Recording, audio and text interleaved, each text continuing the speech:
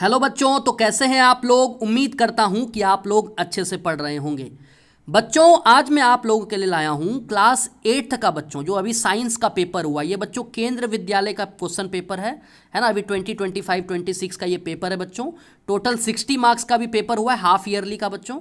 और इसमें आपको बता दूं बच्चों, ये चैप्टर कौन कौन से आए हुए हैं। तो फर्स्ट चैप्टर जो आपका है चैप्टर 1 बच्चों, है ना। चैप्टर 1 है, चैप्टर 2 हो गया, उसके बाद बच्चों चैप्टर 3 भी आया हुआ है, चैप्टर 4 और चैप्टर 5। यानी कि बच्चों टोटल 5 चैप्टर जो आपके स्टार्टिंग से है ना। यानी कि लास्ट चैप्टर जो आपका एक्सप्लोरिंग फोर्सेस, वहाँ तक जो है ये आया हुआ है बच्चों। ठीक है, तो आपको इसको अच्छे से कर लेना एक तो। और आज जो है बच्चों मैं आपको ये जितने भी क्वेश्चंस हैं सबको अच्छे से एक एक करके एक्सप्लेन करने वाला हूँ। तो ये वीडियो आपको बहुत ही ज़्यादा हेल्प करने वाला है बच्चों। अगर आपका कल या परसों एग्जाम है, आप देख सकते हैं बच्चों। ठीक है, तो यहाँ पर मैं सारे क्वेश्चंस को अच्छे से एक्सप्लेन करूँगा एक एक करके। ठीक है, अगर आप इस चैनल पर नए हैं बच्चों तो चैनल को जरूर सब्सक्राइब कर ले बच्चों, क्योंकि यहाँ पर आपको क्लास 8 9 10 7 6 है ना, इन सारे क्लासेस के बच्चों आपको एनसीईआरटी के जो नोट्स हैं वो मिल जाएंगे, है ना। जो क्वेश्चन पेपर वगैरह है बच्चों, पीवाईक्यूज वगैरह है वो मिल जाएंगे बच्चों। तो ये चैनल आपको बहुत ही ज़्यादा आपके स्टडीज़ में हेल्प करने वाला है बच्चों। ठीक है, तो इस तरीके से बच्चों आज हम लोग सबसे पहला जो सवाल है देखते हैं। सबसे पहला क्वेश्चन क्या है बच्चों। अच्छा, इससे पहले कि मैं स्टार्ट करूं बच्चों, आपको एक चीज़ मैं बता देना चाहता हूं।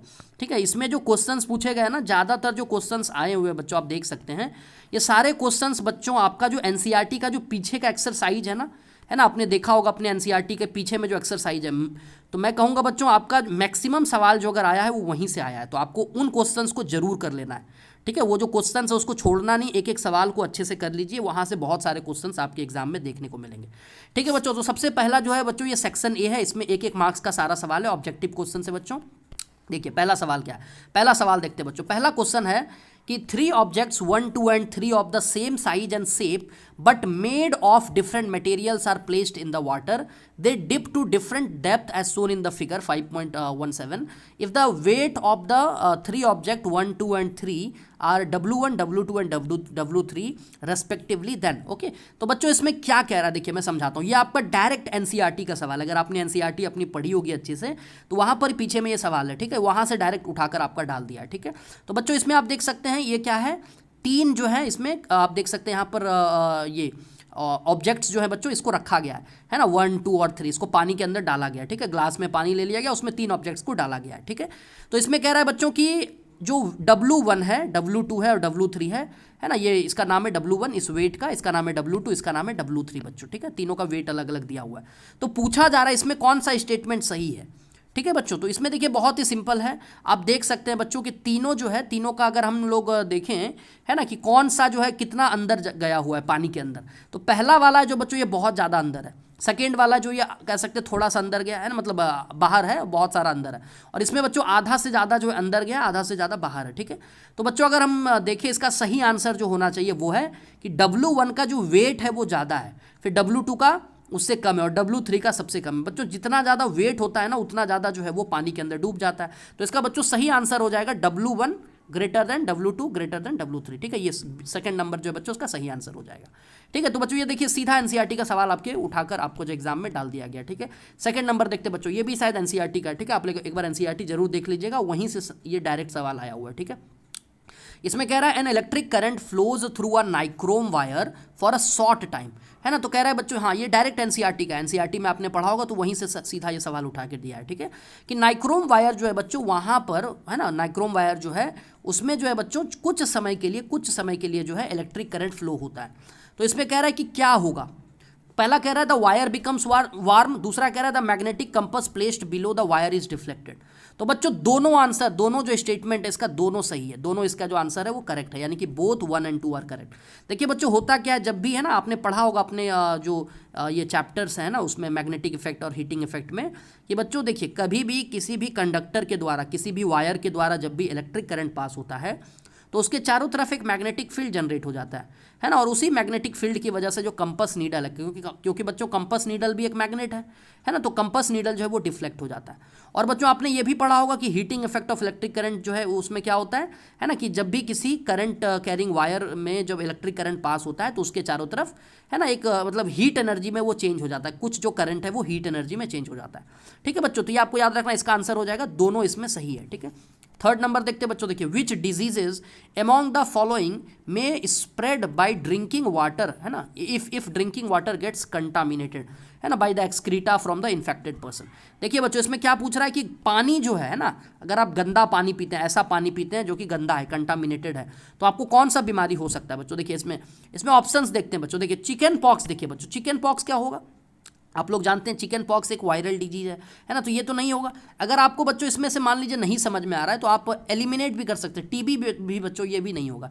टीबी आप जानते हैं बच्चों, है ना, बहुत लंबे समय तक खांसी होता है, उससे उसकी वजह से लंग्स में प्रॉब्लम हो जाता है ना, उसको टीबी कहते हैं ना, ट्यूबरोकोलोसिस कहते हैं। तो ये सेकंड और फिफ्थ देखिए बच्चों, यहाँ भी फिफ्थ है, ये भी कैंसिल, ये भी फिफ्थ है, ये भी कैंसिल हो गया बच्चों, यहाँ भी फिफ्थ है, ये भी कैंसिल है ना। तो आप इस तरह से एलिमिनेट कर सकते हैं। देखिए जहाँ जहाँ भी फिफ्थ ऑप्शन है, फिफ्थ ऑप्शन क्योंकि आपको पता है चिकन पॉक्स जो है वो गंदा पानी से नहीं होता है ना, तो ये सारे ऑप्शन जो है वो गलत हो जाएंगे, तो आंसर हो जाएगा आपका ए, है ना, जिसमें कि बच्चों फिफ्थ ऑप्शन नहीं है। देखिए तो इसका सही आंसर होगा 1, 3 एंड 4, यानी कि हेपेटाइटिस ए, है ना, पॉलीहेलमिंटिस, है ना, और जो आपका चौथा है कॉलेरा, है ना। तो बच्चों ये जो है आपका सही आंसर हो जाएगा। नहीं तो बच्चों अगर आपको कॉलेरा के बारे में भी पता है, कॉलेरा जो है वो गंदा पानी से होता है ना, गंदा खाना गंदा पानी, तो बच्चों कॉलेरा भी अगर आपको पता है, आप देख सकते हैं केवल फोर्थ ऑप्शन इसी में दिया हुआ और कहीं पर भी फोर्थ ऑप्शन नहीं है। तो इस तरीके से भी आप कर सकते हैं बच्चों, ठीक है। देखिए इस तरह से आपको एलिमिनेट करने आना चाहिए ना, इस तरीके से आप एग्जाम में अच्छे से कर सकते हैं। देखिए फोर्थ नंबर क्या है, diseases can be broadly grouped into communicable and non communicable diseases from the option given below identify the non communicable disease, है ना बच्चों। देखिए इसमें क्या कर रहा है, आपको नॉन कम्युनिकेबल डिजीज ढूंढना है कौन सा है।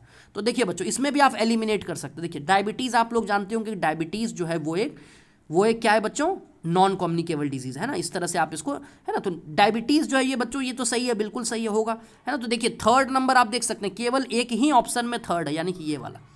देखिए बच्चों थर्ड वाला और कहीं नहीं दिया, आप इस तरीके से एलिमिनेट करना सीख सकते हैं ना।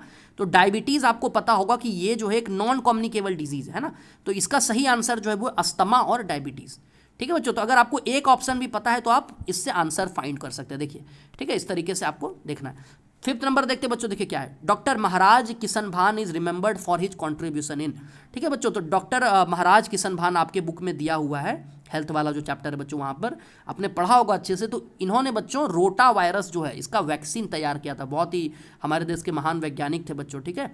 तो इनके बारे में आपको जरूर याद रखना, पढ़ लीजिएगा बच्चों इनके बारे में अच्छे से, ठीक है। रोटा वायरस का वैक्सीन इन्होंने खोजा था, ठीक है, तो ये आपको याद रखना। 6 नंबर देखते बच्चों, देखिए antibiotics are effective against, effective मतलब असरदार, है ना। एंटीबायोटिक्स जो हम लोग लेते हैं ये किसके मतलब कौन सी बीमारी के लिए, किसके खिलाफ जो असरदार होता है। तो बच्चों आपने पढ़ा होगा कि वायरस के खिलाफ तो होता ही नहीं है, प्रोटोजोआ के खिलाफ भी नहीं होता। इसका सही आंसर होगा बच्चों बैक्टीरियल इन्फेक्शन। कहीं पर भी अगर बैक्टीरियल इन्फेक्शन हो जाए तो इसके खिलाफ जो है एंटीबायोटिक्स बहुत ज़्यादा असरदार होता है, ठीक है। उसके बाद देखिए बच्चों ये कुछ असर्शन रीजनिंग के क्वेश्चंस दिए हुए, देखिए बच्चों यहाँ से आपका 3 इधर 3 हो गए और एक इधर और है 4 बच्चों, कुल 4 असर्शन रीजनिंग आए हुए हैं, ठीक है। तो ये सारा जो क्वेश्चन है बच्चों, आप एक चीज़ इसमें पता मतलब ऑब्जर्व कर सकते हैं कि सारा कॉन्सेप्चुअल बेस्ड है, कोई भी ऐसा चीज़ नहीं है बच्चों जहाँ पर कि आपको रटना है ना। अगर आपको कॉन्सेप्ट्स पता है तो आप आसानी से सारे क्वेश्चंस आसानी से कर सकते हैं, ठीक है।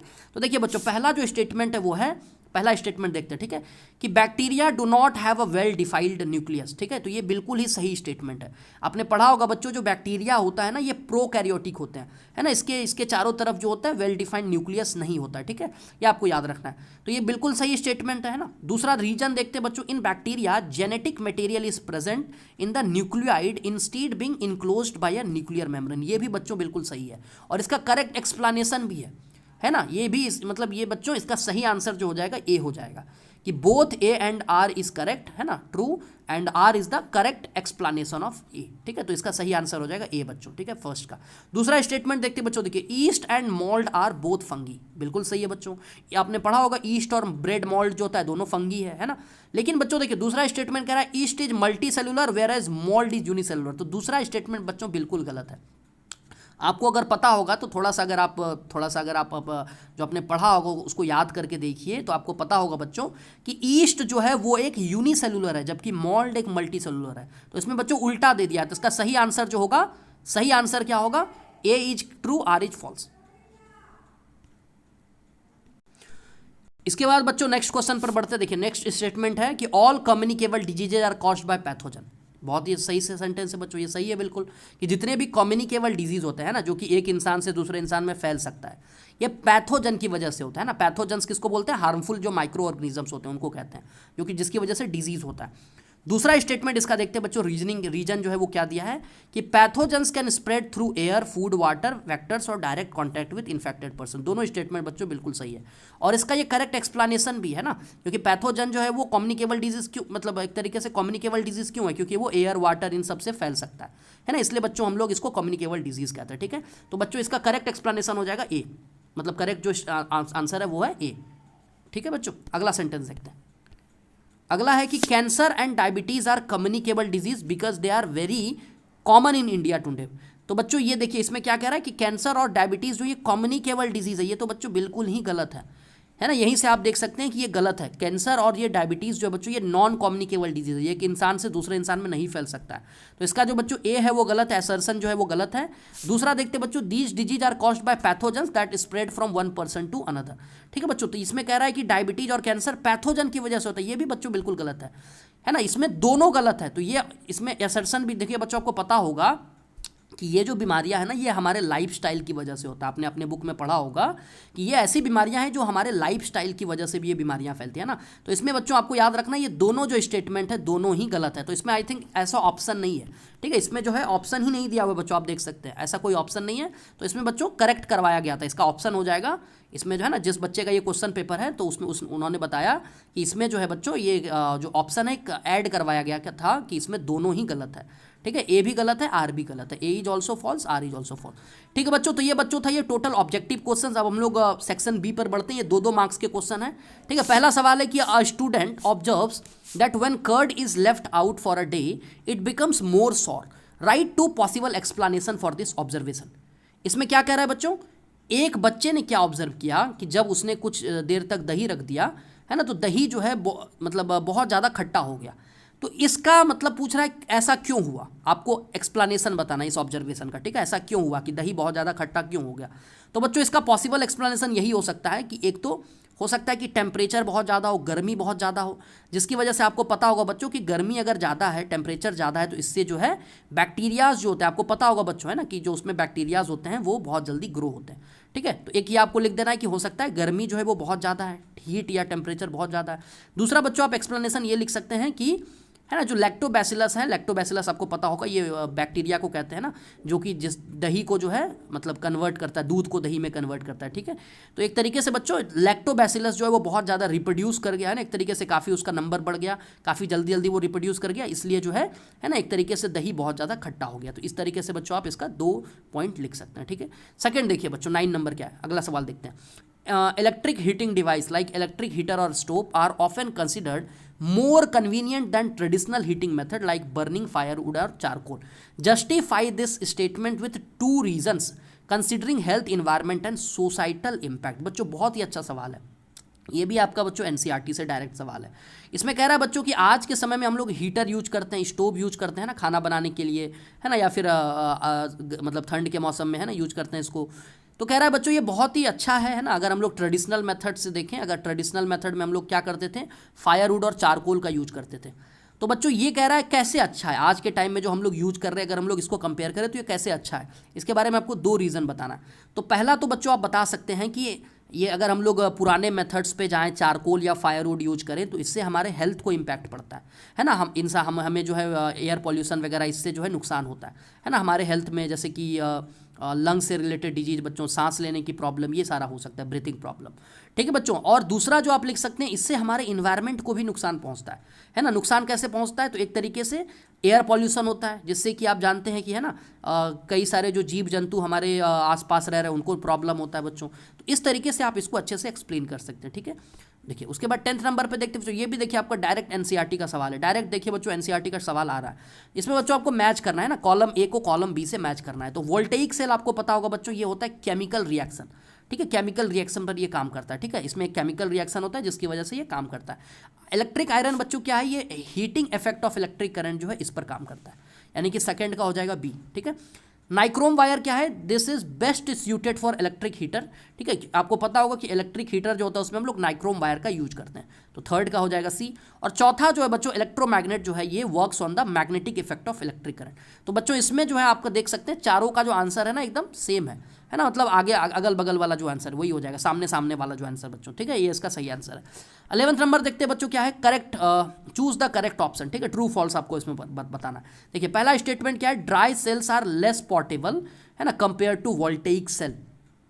इसमें क्या कह रहा है बच्चों कि ड्राई सेल लेस पोर्टेबल है, तो ये गलत है बच्चों। आपको पता होगा अगर आपने एनसीईआरटी पढ़ी होगी तो ड्राई सेल ये ज़्यादा पोर्टेबल है। पोर्टेबल का मतलब होता है इसको कन्वीनियंटली यूज कर सकते हैं ना, इसको आसानी से यूज कर सकते हैं, ठीक है। तो आपने पढ़ा होगा कि ड्राई सेल और वोल्टेइक सेल में यही अंतर है कि ड्राई सेल जो है उसको आसानी से हम लोग एक जगह से दूसरी जगह लेकर जा सकते हैं, यूज कर सकते हैं, है ना। तो ये स्टेटमेंट बच्चों गलत है, इसका आंसर हो जाएगा फॉल्स।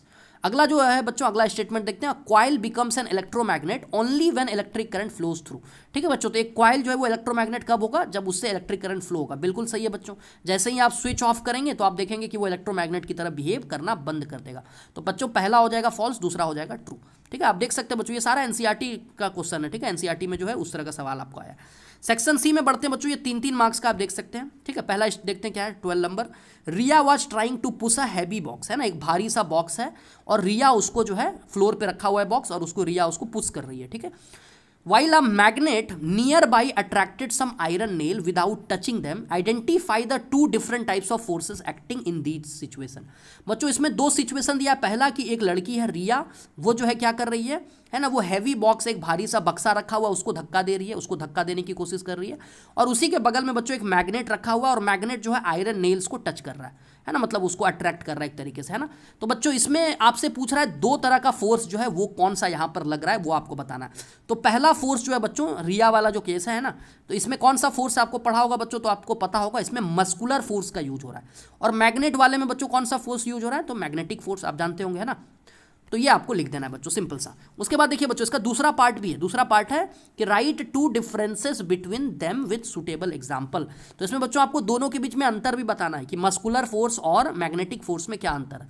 तो आप क्या डिफरेंस लिख सकते हैं बच्चों, देखिए पहला तो दोनों का डेफिनेशन लिख दीजिएगा, है ना, कि जो मस्कुलर फोर्स होता है वो किसकी वजह से होता है, वो हमारे मसल्स की वजह से होता है, ठीक है। और जो मैग्नेटिक फोर्स होता है वो मैग्नेट की वजह से होता है, यहाँ पर आप ये लिख सकते हैं बच्चों। दूसरा डिफरेंस ये लिख सकते हैं कि जो मस्कुलर फोर्स होता है बच्चों वो एक कॉन्टैक्ट फोर्स है ना, और जो ये आपका मैग्नेटिक फोर्स है बच्चों ये एक नॉन कॉन्टैक्ट फोर्स है। तीसरे में बच्चों आप एक एग्जांपल बता सकते हैं ना, मस्कुलर फोर्स का एग्जांपल बता सकते हैं कि जैसे आप किसी चीज़ को अपने हाथ में होल्ड किए हुए हैं ना, या फिर आप फुटबॉल को पैर से मार रहे हैं, या क्रिकेट में बच्चों आप बैट से बॉल को मार रहे हैं, ये सारे एग्जाम्पल्स हो जाएंगे।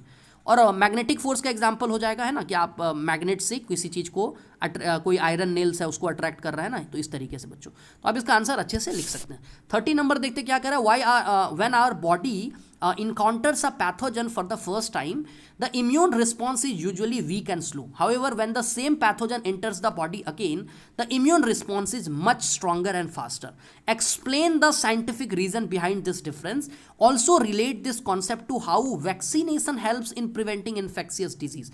देखिए बच्चों बहुत ही अच्छा सवाल है, ये आपका जो हेल्थ वाला चैप्टर है ना वहाँ से सीधा सवाल आया है ना। तो इसको अगर आपको अच्छे से लिखना है, क्या पूछ रहा है मैं आपको समझा देता हूँ। देखिए पहला जो पार्ट है उसमें कह रहा है कि जैसे मान लीजिए आपके बॉडी में पहली बार अगर कोई पैथोजन अटैक करता है, इनकाउंटर करता है, तो आप देखेंगे कि आपकी मतलब आपका जो इम्यून रिस्पॉन्स है, यानी कि उसके प्रति उसके खिलाफ जो है आपका जो रिस्पॉन्स होगा, है ना, वो बहुत ही कमज़ोर होगा। यानी कि आपको बहुत ही मतलब कह सकते हैं जब भी देखिएगा कोई भी कभी भी आपको पहली बार मान लीजिए चिकन पॉक्स हो जाता है, या कभी भी जो है आपको पहली बार है ना कोई पैथोजन अटैक करता है, तो आप देखेंगे कि वो बहुत ज़्यादा नुकसान पहुंचाता है आपके बॉडी को, काफ़ी प्रॉब्लम होता है। लेकिन जब वही पैथोजन दूसरी बार हमारे बॉडी में एंटर करता है ना, तो वो उतना ज़्यादा जो है इफेक्ट मतलब वो हमारे बॉडी को नुकसान नहीं पहुंचा पाता, तो हमारा इम्यून रिस्पॉन्स बहुत ज़्यादा स्ट्रांग हो जाता है और काफ़ी फास्ट हो जाता है। तो पहला पूछ रहा है ऐसा क्यों, ठीक है बच्चों। तो उसके बाद इसको हमें पहले समझाना, एक्सप्लेन करना है कि ऐसा क्यों हुआ।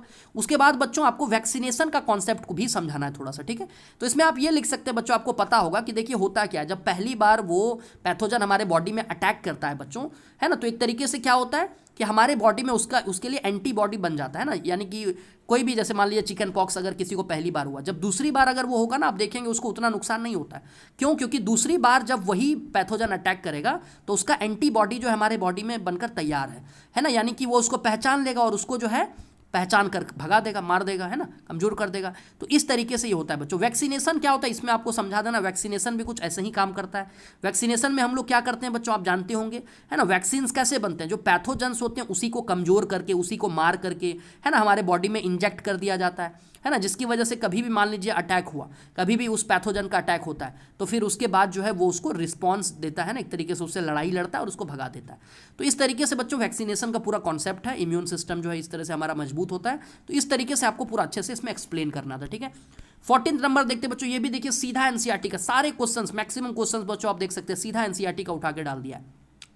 इसमें क्या करें बच्चों, देखिए एक आप देख सकते हैं यहाँ पर एक एक्सपेरिमेंटल सेटअप दिया हुआ है ना, जिसमें कि ये जो है बीकर है बच्चों, बीकर में क्या लिया गया, वार्म शुगर सॉल्यूशन और उसमें ईस्ट मिलाया गया है। और इसके बाद देखिए यहाँ पर बच्चों एक पाइप है, पाइप से बच्चों यहाँ पर दूसरा एक टेस्ट ट्यूब है, इसमें जो है लाइम वाटर लिया गया। ये आपका सीधा एनसीईआरटी का सवाल है। तो पहला क्वेश्चन क्या है बच्चों, देखिए what happens to the sugar solution in flask A. तो बच्चों होगा क्या है ना, जो शुगर सॉल्यूशन है जब वो ईस्ट के साथ रिएक्ट करेगा, आपने पढ़ा होगा है ना, वो क्या होगा, एल्कोहल में कन्वर्ट हो जाएगा ना, जो शुगर सॉल्यूशन है that will convert into alcohol, ठीक है बच्चों। और इस प्रोसेस को हम लोग फर्मेंटेशन भी कहते हैं ना, फर्मेंटेशन कहते हैं। और बच्चों इससे कार्बन डाइऑक्साइड गैस भी रिलीज होगा, आपको याद रखना है। तो ये आपको लिख देना है कि the east sugar warm sugar जो है बच्चों, ये जो है ये क्या हो जाएगा, it will change into alcohol and the carbon dioxide gas will be evolve, है ना। इस तरीके से आपको लिख देना है। दूसरा कह रहा है बच्चों, what would you observe in the test tube be after 4 hours. तो बच्चों देखिए इसमें क्या है बच्चों, लाइम वाटर है, इससे कार्बन डाइऑक्साइड गैस निकलेगा, इधर जाएगा, है ना। CO2 गैस बच्चों आपने पढ़ा होगा कि लाइम वाटर में जब हम लोग कार्बन डाइऑक्साइड गैस मिलाते हैं बच्चों, तो आपको याद रखना ये लाइम वाटर जो है ये मिल्की हो जाता है ना। वेरी इंपॉर्टेंट बच्चों, आपको याद रखना है कि लाइम वाटर में जब हम लोग CO2 गैस मिलाते हैं तो लाइम वाटर जो है ये मिल्की हो जाता है बच्चों। तो इसका सिंपल सा आंसर लिख देना है कि कुछ समय के बाद जो है जो लाइम वाटर है उसका कलर मिल्की टाइप हो जाएगा, मिल्की कलर हो जाएगा, ठीक है। थर्ड वाला है बच्चों क्या होगा, what would happen if the yeast was not added in the flask. तो सिंपल सा बच्चों, अगर ईस्ट नहीं अगर डालेंगे तो ये इससे ना एल्कोहल ये बनता और ना ही कार्बन डाइऑक्साइड गैस निकलता और ना ही जो है लाइम वाटर मिल्की होता। सिंपल सा है बच्चों, इस तरीके से आपको इसको एक्सप्लेन कर देना। नेक्स्ट क्वेश्चन पर बढ़ते बच्चों, देखिए identify the following micro organism. इसमें बच्चों आपको माइक्रो ऑर्गेनिजम्स को पहचानना है कि कौन सा माइक्रो ऑर्गेनिज्म है। पहला है जैसे देखिए, I live in every kind of environment and inside your gut. इसका आंसर हो जाएगा बैक्टीरिया, ठीक है। इसका आंसर क्या हो जाएगा, बैक्टीरिया, जो कि हर तरह के एनवायरमेंट में रहता है और हमारे गट में भी पाया जाता है, आपने पढ़ा होगा, है ना। यानी कि हमारा जो पूरा डाइजेस्टिव सिस्टम है वहाँ भी पाया जाता है, तो ये हो जाएगा बैक्टीरिया। दूसरा है जो बच्चों उसमें कह रहा है, I make bread and cakes softy and fluffy. इसका आंसर हो जाएगा बच्चों ईस्ट, आपने पढ़ा होगा ईस्ट जो होता है वो ब्रेड को, केक को सॉफ्ट या फ्लफी बना देता है। थर्ड है बच्चों, I live in roots of pulse crops and provide nutrients for their growth. इसका आंसर हो जाएगा बच्चों राइजोबियम बैक्टीरिया। आपने पढ़ा होगा है ना, जो राइजोबियम बैक्टीरिया होता है वो रूट में रहता है ना, दाल जो होते हैं है ना, तो उसके या लेग्यूमिनस प्लांट भी जिनको कहते हैं उनके रूट्स में पाए जाते हैं और वो नाइट्रोजन को फिक्स करने में हेल्प करते हैं। तो इसका आंसर हो जाएगा राइजोबियम बैक्टीरिया। उसके बाद देखिए बच्चों इसमें क्या करना है, 16 नंबर देखिए बच्चों, एक डायग्राम भी पूछा है, तो डायग्राम भी आपको तैयार कर लेना है। आपको जो है प्लांट सेल का डायग्राम बनाना है ना, अच्छे से डायग्राम बनाना और उसका 6 कोई मेन जो पार्ट्स हैं वो लेबल करना है बच्चों। तो इसमें आपको अच्छे से तैयार कर लेना एक डायग्राम, है ना, ये बहुत इंपॉर्टेंट है।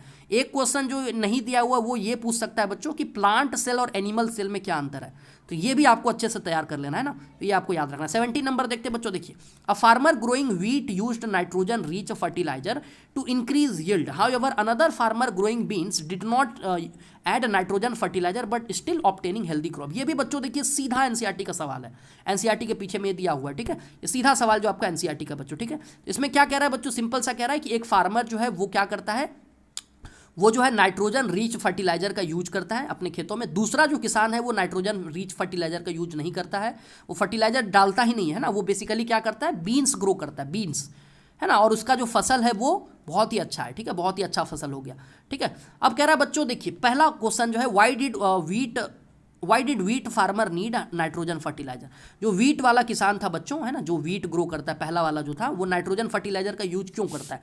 तो क्यों यूज करता है बच्चों, आपको पता होगा, क्योंकि हो सकता है उसकी मिट्टी जो है, जिस मिट्टी में वो ग्रो कर रहा है वीट को, वहाँ पर नाइट्रोजन नहीं है ना। और आप जानते होंगे कि नाइट्रोजन बहुत ही इंपॉर्टेंट है, एक बहुत ही इंपॉर्टेंट न्यूट्रिएंट है प्लांट के ग्रोथ के लिए, तो इसलिए बच्चों वो नाइट्रोजन यूज कर रहा होगा, है ना।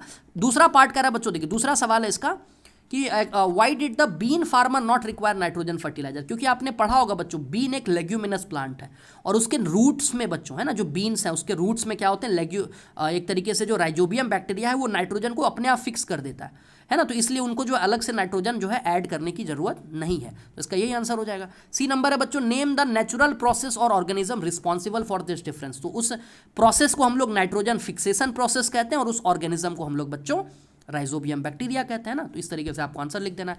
18 नंबर देखते हैं बच्चों, देखिए your family is travelling to a malaria prone area, ठीक है। मान लीजिए आपका कोई परिवार है वो ऐसे जगह पर ट्रैवल कर रहा है जहां पर कि बहुत सारा मलेरिया है ना, काफी ज्यादा केसेस है बच्चों। तो कह रहा है पहला सवाल है, suggest any 2 precautions you should take before, during and after the trip to prevent malaria, ठीक है बच्चों। जिसमें कह रहा है कि आपको 2 प्रिकॉशन बताने हैं जो कि आप है ना मतलब इस जगह पर जाने से पहले है ना, मतलब उस दौरान जो है आप लेंगे। ऐसा कौन सा 2 प्रिकॉशन लेंगे? तो बच्चों आप इसमें सिंपल सा लिख सकते हैं कि आपको जो है रेपेलेंट्स, मॉस्किटो रेपेलेंट्स जो होता है वो यूज कर सकते हैं आप। फुल स्लीव्स जो कपड़ा होता है वो आपको पहन सकते हैं ना, या फिर रात में अगर आप कहीं पर रुके हुए हैं, ठहर रहे हैं, सो रहे हैं, तो वहां पर आप मॉस्किटो नेट का यूज जरूर करें ना। तो ये सारे कुछ आप प्रिकॉशंस लिख सकते हैं इसमें ना। सेकंड नंबर है बच्चों, देखिए explain to your sibling the importance of using mosquito nets और रिपेलेंट, है ना। इसमें बच्चों इसमें आपको बताना है अपने जो सिबलिंग्स है, आपका जो भाई बहन है, उसमें आपको बताना है, उसको बताना है कि मॉस्किटो नेट और रिपेलेंट्स का यूज करने से क्या फायदा, इसका इंपॉर्टेंस क्या है। इसमें आप यही लिख सकते हैं कि इससे क्या होगा, मच्छर नहीं आएगा, है ना, मच्छर आपको काटेंगे नहीं और इसकी वजह से आपको मलेरिया, डेंगू जैसे जो बीमारियां हैं ये नहीं फैलेंगी, है ना। सी नंबर है बच्चों, देखिए state 1 possible consequence if travellers ignore the health advisories in such area. मतलब बच्चों इसमें कह रहा है अगर जो ट्रैवलर्स है वो इन सारी चीजों को इग्नोर करता है तो क्या हो सकता है। तो बच्चों उसको जो है प्रॉब्लम्स हो सकते हैं, जैसे कि मलेरिया और डेंगू जैसी जो खतरनाक बीमारियां हैं ये फैल सकती है ना। तो ये आपको सिंपल सा लिख देना है बच्चों, ठीक है। उसके बाद देखिए 19 नंबर भी बहुत ही अच्छा सवाल है। ये सारे बच्चों देख सकते हैं आप एप्लीकेशन बेस्ड क्वेश्चन है, ऐसे क्वेश्चन है जो कॉन्सेप्चुअल अंडरस्टैंडिंग पे बेस्ड है, कोई भी रटने वाला चीज नहीं है ना। 19 नंबर देखते हैं बच्चों, सब अपने आप अंडरस्टैंडिंग से लिख सकते हैं आंसर, ठीक है, समझ के। देखिए your uncle has started smoking to fit in with his friends, okay, even though smoking can seriously harm health, ठीक है बच्चों। कह रहा है आपका जो अंकल है वो जो है स्मोकिंग करने लगे, स्मोकिंग शुरू कर देते हैं, है ना, और उनको पता है कि स्मोकिंग बहुत खराब है ना। लेकिन कह रहा है बच्चों, पहला नंबर कह रहा है सवाल देखिए कि how would you politely convince him to stop this habit. आप उनको जो है अपने अंकल को जो है किस तरीके से पोलाइटली कन्विंस करेंगे कि वो इस चीज़ को छोड़ दें। तो बच्चों आप उनको समझा सकते हैं, इसमें आप ये लिख सकते हैं कि आप अपने अंकल को अच्छे से समझा सकते हैं कि स्मोकिंग करने से क्या नुकसान होता है, इससे हमारे हेल्थ पर क्या इफेक्ट पड़ता है, ये सारी चीज़ें आप उनको अच्छे से समझा सकते हैं ना। तो सेकंड नंबर है बच्चों, देखिए what would be your response if a friend offers you a secret at a party. देखिए बहुत ही अच्छा सवाल है बच्चों। मान लीजिए आपका कोई दोस्त है वो आपको सीक्रेट ऑफर करता है पार्टी में, तो आप क्या करेंगे, है ना। तो आप क्या करेंगे कि आप उनको मना कर देंगे, है ना। एक तो पहले आप मना करेंगे और दूसरा उनको भी समझाएंगे, है ना, कि ये नहीं करना चाहिए, इससे जो है आपके हेल्थ पर क्या असर पड़ेगा। तो ये आपको लिख देना अच्छे से बनाकर। सी नंबर है बच्चों, देखिए suggest one way schools can help prevent students from adopting such harmful habit. School क्या कर सकता है बच्चों, है ना, स्कूल जो है वो क्या कर सकता है ऐसे हैबिट्स को रोकने के लिए, ना, ऐसी चीज़ों को रोकने के लिए। तो एक तो ये कर सकता है बच्चों कि जो है कैंपेन वगैरह लगा सकता है, बच्चों को अवेयरनेस फैला सकता है बच्चों के प्रति, है ना, बच्चों को समझा सकता है, इसके हेल्थ इशूज़ के बारे में बता सकता है, एडवर्स इफेक्ट के बारे में बता सकता है बच्चों। तो इस तरीके से जो है स्कूल वाले जो है वो बच्चों मतलब प्रिवेंट कर सकता है इन सब चीज़ों को फैलने से, है ना। 20 नंबर देखते हैं बच्चों, क्या देखिए why do we sometimes slip on smooth surface like ice और पॉलिश्ड फ्लोर, एक्सप्लेन। इसमें बच्चों आपको बताना है कि हम लोग कई बार क्या होते हैं ना, स्मूथ सरफेस या पॉलिश्ड सरफेस होते हैं या आइस वाला सरफेस है ना, वैसे सरफेस पर हम लोग क्यों फिसल जाते हैं। तो बच्चों इसका सिंपल सा आंसर होगा बच्चों, क्योंकि ऐसे सरफेस में फ्रिक्शन फोर्स जो होता है बहुत कम हो जाता है, जिसकी वजह से जो है हमारा पैर और जो वो सरफेस है जहाँ, है ना, जिस सरफेस पर हम लोग चल रहे हैं, तो उसके बीच में बच्चों है ना एक तरीके से बहुत ही कम फ्रिक्शनल फोर्स हो जाता है, जिसकी वजह से हम लोग फिसल जाते हैं, सिंपल सा।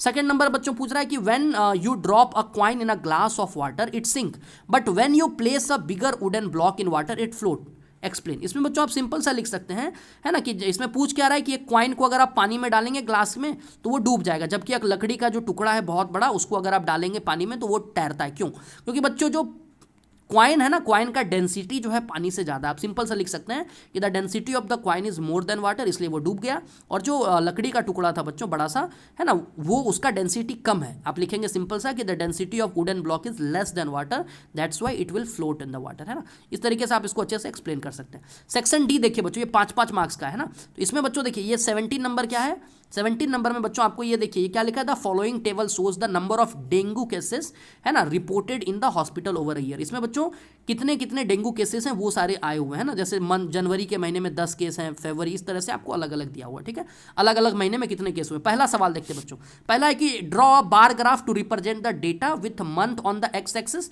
And number of cases in y axis. ये तो बहुत ही सिंपल है बच्चों, आपको एक ग्राफ प्रोवाइड किया जाएगा, ठीक है, जिसमें कि आपको एक्स एक्सिस में जो है मंथ लिखना है, वाई एक्सिस में नंबर ऑफ केसेस लिखना है और उसको अच्छे से बार ग्राफ बना देना है। ठीक है, ये बहुत ही सिंपल, आप जानते होंगे बार ग्राफ कैसे बनाते हैं। ठीक है, बहुत ही आसान है ये। सेकंड नंबर है बच्चों, देखिए identify the 3 month in which the dengue cases were highest.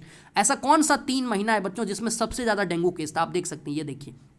ठीक है, जुलाई, अगस्त, सितंबर, है ना, इसमें आप देख सकते हैं 65 65 65। तो ये 3 महीने का नाम लिख देना। ठीक है, थर्ड वाला है बच्चों, देखिए एक्सप्लेन हाउ सीजनल और environmental conditions may have contributed to the rise in the case during the peak month. तो बच्चों इसमें पूछ रहा है कि सीजनल और इन्वायरमेंटल कंडीशन, इसकी वजह से कैसे जो है बच्चों ये डेंगू के केसेस बढ़ गए। तो आपको पता होगा बच्चों, ये जो 3 महीना है ना, जुलाई, अगस्त, सितंबर, ये रेनी सीजन का होता है ना, ये मानसून सीजन होता है बच्चों, इसमें काफ़ी सारा बारिश होता है, जिसकी वजह से बच्चों आपको पता होगा, है ना, कि जो पानी होता है वो कई जगहों पर जम जाता है ना, कलेक्ट हो जाता है, जिसकी वजह से जो है मॉस्किटो वगैरह आसानी से रिप्रोड्यूस कर सकते हैं। मॉस्किटो को रिप्रोडक्शन के लिए बच्चों आपको पता होगा पानी चाहिए होता है ना, तो इसलिए बच्चों है ना इस महीने में काफ़ी ज़्यादा मच्छर जो होता है, मॉस्किटोज जो होते हैं वो आपको देखने को मिल जाएंगे। तो इस तरह से आपको इसको एक्सप्लेन कर देना। ठीक है बच्चों, नेक्स्ट क्वेश्चन पर बढ़ते हैं। देखिए ये बच्चों ये सारा केस बेस्ड क्वेश्चन है ना, ये मैं आपके लिए छोड़ता हूं बच्चों, है ना, जितना भी केस बेस्ड क्वेश्चन ये बहुत ही आसान होता है, इसमें आपको ये पैराग्राफ दिया जाता है, ये हर सब्जेक्ट में आपको मिलता है बच्चों। आप चाहे सोशल स्टडीज़ की बात करें, है ना, या फिर साइंस की बात करें, या और भी कई सब्जेक्ट्स में आपको ये देखने को मिलता है बच्चों, है ना, आपसे ये है ना नया चीज़ आ गया बच्चों। तो इसमें देखिए केस स्टडी क्वेश्चन है, जिसमें कि बच्चों आपको ये पैसेज जो है ये पढ़ना है, ये आपके बुक का एक पैसेज है, और उसके बाद जो है बच्चों कुछ क्वेश्चन से आप इसको अटेम्प्ट कर सकते हैं, ये आपके लिए मैं छोड़ रहा हूँ, बहुत ही आसान होता है बच्चों। ठीक है, ये सेकंड केस स्टडी है बच्चों, इसमें भी आप देख सकते हैं 2 केस स्टडी है बच्चों, है ना, ये 5-5 मार्क्स के सीधा सवाल है। तो आपको यहाँ पर देखिए केस स्टडी, इसको अच्छे से पढ़ना है, और यहाँ पर कुछ क्वेश्चंस दिए हुए हैं, 2 क्वेश्चन इधर है बच्चों और बाकी क्वेश्चंस इधर है, आप देख सकते हैं 3, 4, 5, ये आपको करना है बच्चों। ठीक है, ये बहुत ही ऑब्जेक्टिव क्वेश्चन है, आसान है, देखिए इसको आप खुद से कर लीजिएगा। ठीक है, अगर आपको कोई भी डाउट हो इसमें आप मुझे कमेंट बॉक्स में बता सकते हैं बच्चों। ठीक है, उम्मीद करता हूँ कि ये वीडियो आपको बहुत ही ज़्यादा हेल्प करेगा। अगर आप इस चैनल पर नए हैं बच्चों तो चैनल को जरूर सब्सक्राइब कर लें। Thank you so much.